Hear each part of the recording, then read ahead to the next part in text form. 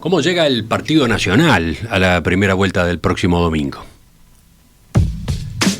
La última encuesta de Cifra, divulgada el martes, mostró un punto más de caída en la intención de voto que viene declinando desde las elecciones internas. En junio era 33%, hoy está en 23%.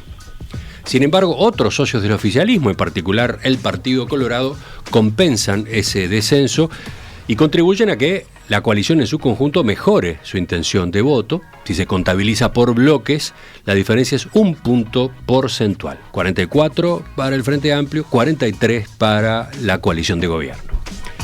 Con ese telón de fondo, los blancos pasaron a la ofensiva entre martes y miércoles.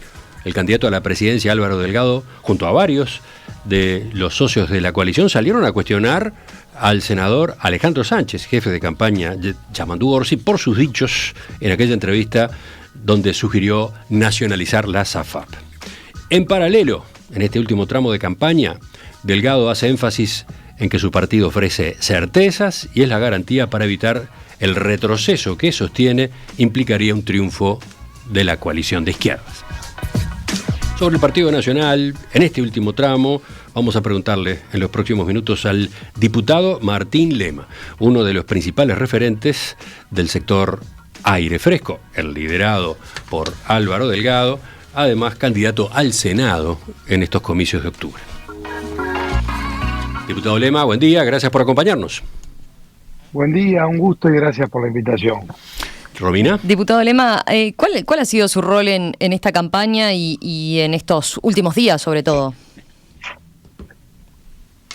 Bueno, mucha recorrida, mucha movilización. No hay nada como el intercambio permanente que no solamente permite recibir los testimonios y las sensaciones, sino comunicarse permanentemente con la ciudadanía, solicitando la reelección del gobierno. Yo estoy convencido que ahora tenemos dos mojones en lo nacional, el domingo 27, que ya queda muy poquito, y el 24 de noviembre, y sin vanidad, pero con mucho sentido de la responsabilidad, estoy convencido que la coalición va a volver a gobernar y que el próximo presidente va a ser Álvaro Delgado. ¿Usted al mismo tiempo tiene un pie puesto en la carrera por la Intendencia de Montevideo? Bueno, vengo colaborando con el proyecto Montevideo, todavía no, porque eso oportunamente es cuando hay un pronunciamiento, no he referido a candidaturas. Lo que yo veo, Emiliano, dentro de las recorridas, que bueno, estoy recorriendo el país en general, en Montevideo en particular creo que hay una doble sensación. En lo nacional de la reelección del gobierno, en lo departamental del cambio en Montevideo. Y yo estoy convencido que en la etapa que se viene, el escenario está en condiciones de ir por todo, por la reelección a nivel nacional y por el cambio en la gestión de Montevideo para terminar con el caos que lamentablemente tenemos en el departamento. Romina. Diputado Lema, a ver, usted decía con mucha convicción, ¿no?, de que veía un nuevo gobierno encabezado por el Partido Nacional, un nuevo gobierno de la coalición de gobierno liderado por Álvaro Delgado. Ahora, la intención de voto del Partido Nacional mantiene una tendencia a la baja, ¿no?, desde las elecciones internas, 33% a 23%, por ejemplo, en el caso de Cifra. ¿Cómo evalúa ese dato? ¿No hay allí una evaluación crítica a un partido que ha sido la locomotora del gobierno, como se ha señalado?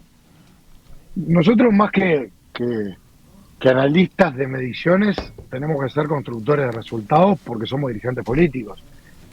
Más allá de eso, toda medición que le prestamos atención, porque lógicamente estamos pendientes de los diferentes anuncios, depende cómo se mire. Acá buscamos un resultado final.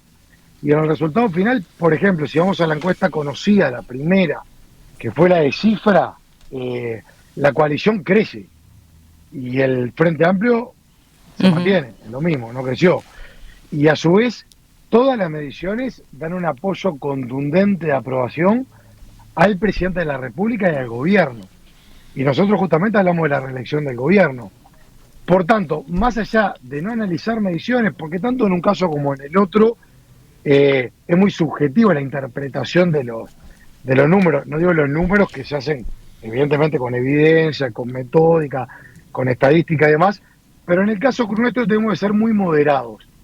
Lo que veo en las sensaciones de las recorridas de diferentes barrios, localidades, departamentos y demás, es que hay un ambiente para una reelección de gobierno nacional.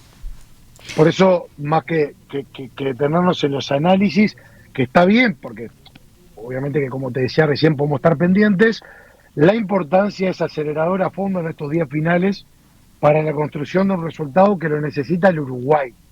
Acá el contraste es muy claro. Yo creo que es de las elecciones más claras en el contraste. Lo que representa Álvaro Delgado y lo que representa Orsi. Quienes nos están escuchando tienen que analizar lo que se expresa en las posiciones de uno y lo que es todo lo contrario en el otro. Y eso es un contraste muy claro que creo que en una comparación descriptiva la ciudadanía tendría muchos insumos al momento de votar realizando dichas comparaciones. Le entiendo el planteo y a ver, y usted señala, bueno, la tendencia que ve pensando en la coalición, ¿no? También es cierto que ninguna encuesta está indicando hoy un escenario en que la coalición de gobierno gane un balotaje, ¿no? Pero está bien, faltan días de campaña. Ahora, el análisis de las encuestas obviamente siempre pesan en una campaña, ¿no? Ayer, por ejemplo, en Radio Sarandí, el candidato colorado, Andrés Ojeda, dijo que él está mejor parado para ganarle al Frente Amplio en el balotaje porque tiene menos rechazo por no haber pasado por cargos de gobierno, decía, y porque la sorpresa será un terremoto, dijo, para el Frente Amplio. O sea, en caso de que él pase a esta segunda instancia, esto desarticularía la estrategia del Frente Amplio, lo dejaría mal parado, ¿no?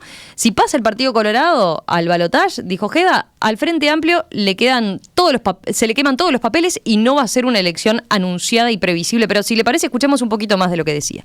Entonces, hoy llegamos con un candidato que lucía favorito en la interna de la coalición, que es la realidad, que ha perdido unos cuantos puntos en estos tiempos, que llega, como yo decía, a la baja, y lo digo respetuosamente. Nosotros venimos creciendo mucho y creo que a la hora de enfrentar noviembre nosotros aportamos una cuota de sorpresa y de expectativa al final que puede cambiar una situación hacia noviembre que, vamos a decirlo, en ninguna encuesta nos va ganando. ¿Qué dice de ese análisis que hace Ojeda? ¿Cómo lo ve? Si no soy analista de mediciones, mucho menos de expresiones que se dan por candidatos de partidos políticos de la coalición, a quienes respeto. Bueno, pero que me corresponde hacer una valoración. Yo lo que te puedo decir, Romina, más que opinar sobre expresiones de otros, es la mía. Yo creo que en esta instancia lo que estamos eligiendo es al presidente de la República. Y para mí que el presidente de la República esté probado, como es el caso de Álvaro Delgado, y pronto para gobernar el país, es importantísimo. Por tanto, yo cada día reafirmo mi convicción que lo mejor para el Uruguay es la opción que presenta Álvaro Delgado y todo el equipo, por supuesto, el Partido Nacional y de la coalición en su conjunto, y eso es lo que yo reafirmo cada día. Cuando se habla de gobernar un país hay que tener un temple y una cantidad de conocimientos que Álvaro lo tiene, y lo ha demostrado. Lo demostró cuando las papas quemaban, en plenas crisis, y demostró también su capacidad de articular para que prosperen proyectos muy importantes para el país. Y esa es mi convicción. Y yo con esta convicción es que hablo con la gente. Y con esta convicción es que yo entiendo que lo mejor para el Uruguay es esta opción de Álvaro Delgado. Y confío en que la ciudadanía, que también en diferentes mediciones muestran el apoyo contundente al gobierno y por supuesto a la figura del presidente de la República, no va a dar la segunda oportunidad, porque creo que la hemos ganado con hechos y con gestión. Y por eso con esa expectativa estamos transitando la etapa final. Sí, yo le preguntaba, no como analista, ¿no? Sino porque también, claro, Ojeda sale con este mensaje siendo justamente un socio de la coalición, ¿no? Con un mensaje que uno podría decir, bueno, es como al filo del reglamento de la coalición de gobierno, o al filo de llevar al máximo, tensar las cosas, ¿no? La apuesta, digamos. Entiendo tu planteo, Romina, me mantengo en la misma línea. Mis posiciones dentro de lo que sería el elenco coalición solamente tienen pronunciamientos positivos hacia Álvaro Delgado y un reconocimiento a todos los candidatos de la coalición porque esto va a ser entre todos, va a ser en equipo y va a ser con el instrumento que hemos formado a lo largo de este periodo de gobierno, y lo que tiene que ver con mis expresiones van a ser por la positiva y con Álvaro.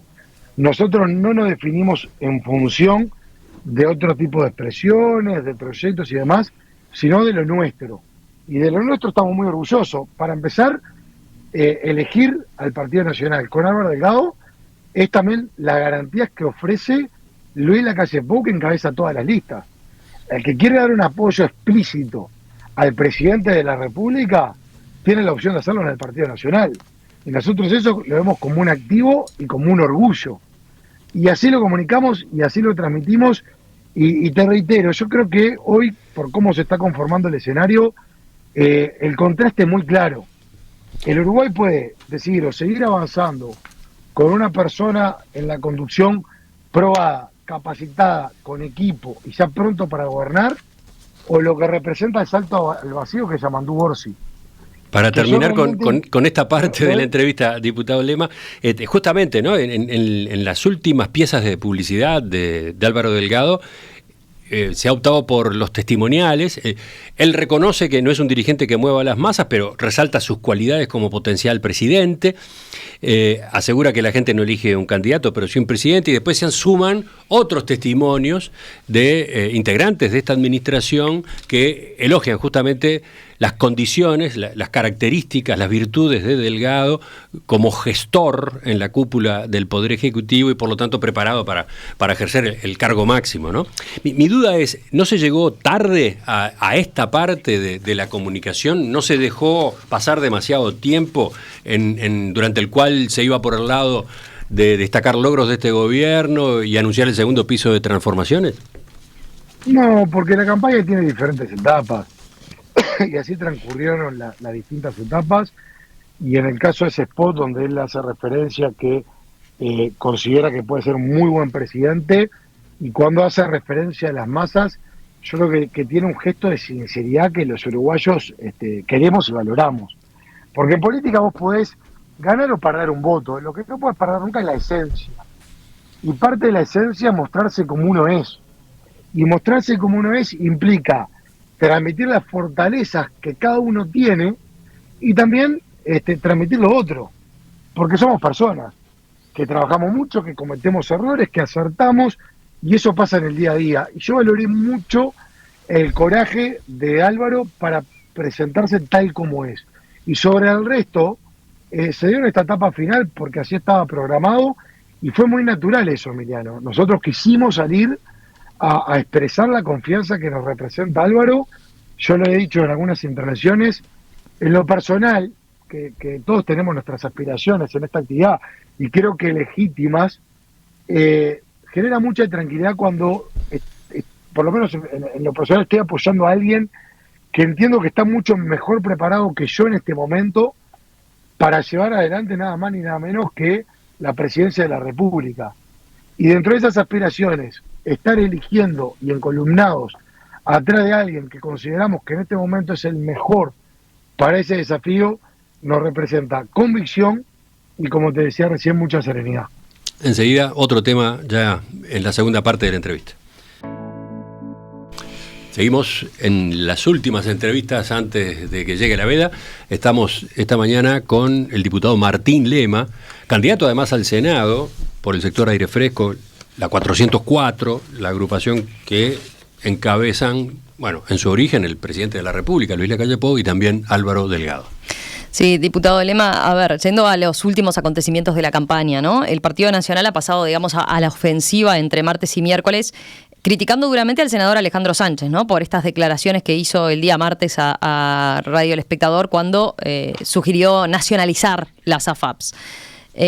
Alejandro Sánchez ha salido en distintas oportunidades a aclarar a qué se refería, lo hacía hace minutos aquí mismo en Perspectiva, señalando que, bueno, que lo que buscaba decir era que se deberían establecer mecanismos de incentivos para que las AFAPs privadas efectivamente se limitaran a hacer la actividad que mejor hacen, que es, entre otras cosas, gestionar las inversiones y como tal, por ejemplo, establecer algunas modificaciones a cómo se cobran las comisiones hoy, ¿no? Asociarlas a los resultados que tienen esas inversiones. Por mencionar uno de los cambios que señaló. Ahora, ustedes ayer jugaron fuerte, ¿no? Hicieron una conferencia de prensa y se habló incluso de que lo que estaba planteando Alejandro Sánchez era hasta expropiar los ahorros de los afiliados a las AFAPs, de los futuros jubilados. Mi pregunta es, ¿no se fue un poco mucho? No, por supuesto que no. Por aparte, lo primero no es con Sánchez, es una posición del Frente Amplio. Lo segundo, no fue una vez aislada, fue durante una cantidad de tiempo, 2 veces donde se afirmó esta posición con mucha contundencia. Cuando se dijo lo de la ironía, si vos lo dijiste una vez en el marco de una entrevista, que a todos nos puede pasar, que tropezás en algún término porque no tenés un buen día y demás, podrá ser de recibo. Ahora, cuando ves que en 2 contextos totalmente distintos se reafirma la misma idea, no quedan dudas que es la posición del Frente Amplio. ¿Y por qué digo que es la posición del Frente Amplio? Porque en el video que se conoció en el día de ayer, de hace un tiempo atrás, donde expresaba lo mismo, quien estaba al lado de Sánchez era Orsi. Y Orsi no tuvo ningún tipo de gestualidad de una negativa a lo que estaba afirmando Alejandro Sánchez. O sea, que compartió por la vía de esa gestualidad, por la vía de la omisión, lo que estaba diciendo Alejandro Sánchez. Y yo creo que esto en realidad no son ni siquiera gestos aislados, es la postura que ha tenido el Frente Amplio con estos temas a lo largo de toda la campaña. Porque en un momento costaba un montón que se pronunciaran. Y dentro de la fórmula, en un momento, Orsi se pronuncia tímidamente, Cose no. Estaba a la espera, estoy hablando antes de la interna. Una vez que se pronunciaron, fueron totalmente tímidos con este tema, al punto tal que desde el Frente Amplio y de diferentes centros de distribución de listas, está a disposición la papeleta del sí. Es decir, que acá hay un plan A y un plan B. El plan A, que prospere el plebiscito, y el plan B, lo que fue la postura del Frente Amplio reflejada a través del senador Alejandro Sánchez. Sí, yo puedo coincidir con usted en esto que dice, ¿no? Incluso se lo planteábamos a Sánchez hoy, si no era ambigua esta posición del Frente Amplio. Y también, por otro lado, es cierto que Sánchez ha salido a decir, bueno, sí, cometió un error, ¿no? Claramente no fue feliz la expresión en ninguna de las 2 oportunidades. Pero mi pregunta iba por el lado de, bueno, si no es también la postura, y así como se planteó el Partido Nacional ayer, y el Partido Colorado también, jugar un poco hasta con el miedo de la gente, ¿no? Porque esto en definitiva también afecta hasta la reputación internacional del país, ¿no? Que se esté planteando una cosa así. Digo, porque los inversores lo miran. El miedo de la gente lo provoca el Frente Amplio cada vez que salen públicamente a expresarse, porque la embarran. En este tema había que darle esa jerarquía, Romina, porque es terminar, lo que plantea el Frente Amplio es terminar con el Uruguay confiable. Con el Uruguay de la confianza, el Frente Amplio plantea terminarlo. Y eso hay que despejarlo de raíz y amerita una contundencia que el Frente a nivel interno, que tiene una grieta muy importante con estos temas, y es parte de la inestabilidad y la incertidumbre que se ofrece a futuro, no quiere decir que nosotros tengamos que actuar con ese nivel de timidez ante una barbaridad como la que se está planteando. Pero aparte, el que agita cucos cada vez que sale a hablar es Yamandú Orsi, porque directamente no tiene una posición tomada de tema ni conocimiento de los temas que hable. Fíjense lo peligroso para un país que puede llegar a ser que alguien que se siente y se ponga en la banda de presidente de la República esté permanentemente talenteando durante el periodo. Pero lo observamos todos. Cada vez que se le pregunta algo a Orsi, no tiene una posición clara o muestra un profundo desconocimiento de los temas. Y así se mimetizó O'Donnell. Y así ahora se mimetizó Alejandro Sánchez. Porque el Frente Amplio como tal muestra una inestabilidad donde no son capaces de tener posturas que ofrezcan garantías, que ofrezcan certezas y que ofrezcan una dirección clara. Y creo que en ese contraste es que más se reafirma la idea de que el próximo domingo se empieza a crear una mayoría parlamentaria en la coalición que va a permitir el 24 de noviembre la reelección del gobierno nacional.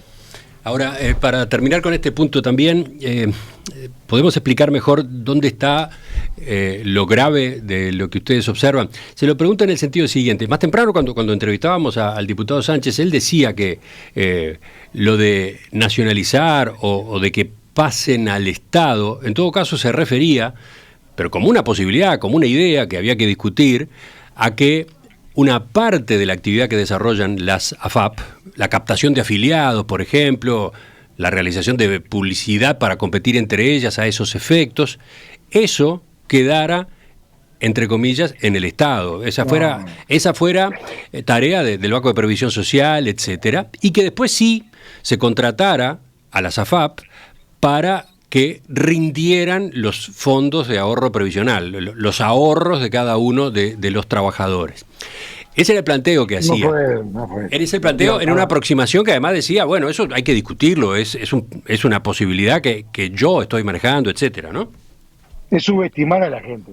No digo, por supuesto, que en tu caso, sino lo que transmitieron la dirigente del Frente Amplio, esa aplicación es subestimar a la gente. Lo dijo en forma contundente, y acá lo grave es que quieran quedarse con la plata de la gente para nuevamente los proyectos faraónicos y las aventuras. Y aparte, lo que comentaba recién, el cambio de la regla de juego es un golpe a la confianza que tenemos como país. No se puede tratar ese tipo de temas que hablan de los ahorros de la gente, pero también el mensaje internacional. Cuando hablamos también de mensajes internacionales, el mensaje que estamos dando es de un país de inestabilidad que cambia la regla de juego de un día para el otro de este formato. ¿Sabe por qué le pregunto? Sí que reviste una gravedad y no me creo que ahí, por los momentos que estamos y por estar a 4 días y un gesto de sinceridad de tamaña magnitud, obviamente que hubo una bajada de línea para tratar de matizar o explicar lo que realmente fue en varias oportunidades expresado en forma contundente. La última consulta sobre esto, ¿por qué le planteaba dónde veían ustedes lo grave? Y de algún modo la pregunta era si no se estaba exagerando en el análisis, porque yo recordaba recién lo que explicó recién, unos minutos antes, el senador Sánchez. Pero, por ejemplo, el principal asesor del gobierno en esta materia, el doctor Saldain, él se ha mostrado proclive a introducir cambios en el pilar de ahorro individual del sistema hoy vigente. No sostiene que esté funcionando perfecto, ¿no? Y entonces dijo, por ejemplo, yo defiendo con mucha energía la existencia de un componente de ahorro individual y voluntario. La forma de administrar puede ser variada. No siempre tiene que ser un esquema como el que conocemos. Y Saldain suele mencionar el ejemplo de Suecia, donde el Estado participa en la administración de los ahorros individuales y en las decisiones de inversión. ¿Qué dice usted a propósito de que hay otros sistemas, otros modelos en el mundo en esta materia? No, una cosa es estar abierto a modelos que puedan perfeccionar un sistema. Otra cosa es plantear prácticamente el sistema que se hizo en Argentina en 2008 con los K, o plantear lo que sucedió en Venezuela. O sea, no tiene absolutamente nada que ver los términos utilizados por Alejandro Sánchez, que la verdad que no escuché a Rodolfo Saldain, pero hago confianza de lo que tú estás leyendo, Emiliano, del alcance de otros modelos que pueden llegar a perfeccionar, pero no tiene nada que ver con esto. Me parece que ahí es el propio Saldain, que ha estado a total disposición a debates hasta con el propio Marcelo Abdala, y vuelvo al tema del plebiscito, y que del lado del PCNT se ha declinado al debate en ese sentido, pero me parece que el alcance u otros modelos, Saldain puede profundizar con mucho más precisión de lo que puedo hacer yo interpretando algunas expresiones como la que tú me acabas de leer. Para usted, ¿este punto que apareció en estos días de la campaña puede ser determinante para el resultado del domingo? Yo creo que lo determinante es la falta de certeza del Frente Amplio y todas las certezas y garantías que ofrece la coalición de gobierno. No creo que se trate nunca de un tema, es un conjunto de temas. Es que en materia económica O'Donnell arrancó mal y que el Frente Amplio genera un escenario donde perfectamente pueden llegar a haber más impuestos y que de este lado descartamos de raíz la posibilidad de una suba de impuestos. Acá hay posiciones que son claras que yo creo que van a influir, por supuesto.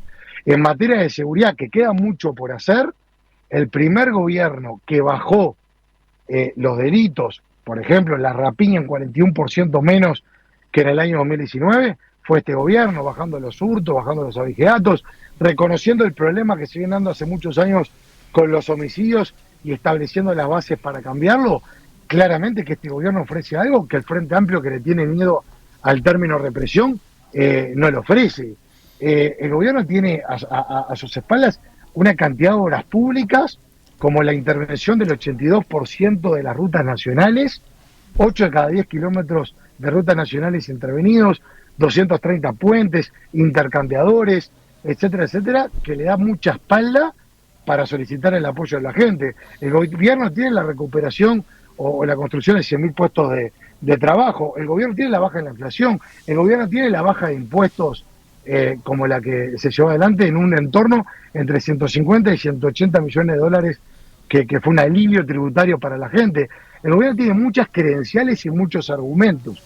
Y del otro lado no se ve una posición clara, lo que representa a mi juicio ese salto al vacío, que en la comparación descriptiva yo creo que eso va a ser el determinante para volver a ganar.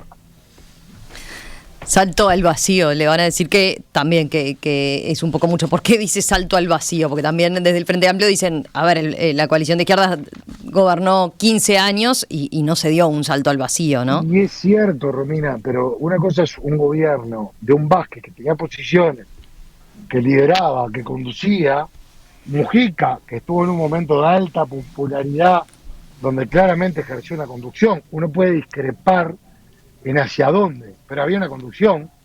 Esto es prácticamente el Frente Amplio de hoy, es anárquico, no tiene conducción.